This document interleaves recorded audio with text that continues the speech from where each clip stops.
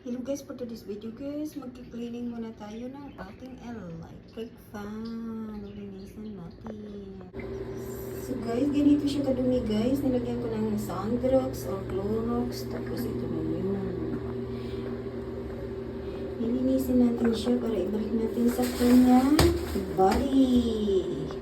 So ngayon guys, malinis na siya na malinis na.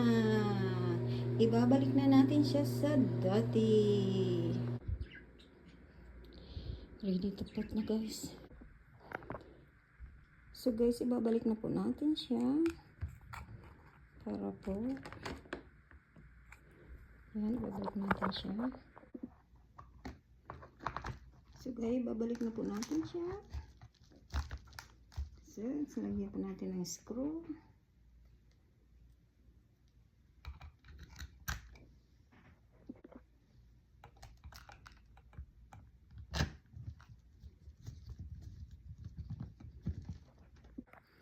Okay guys, kakabit tayo ng knit.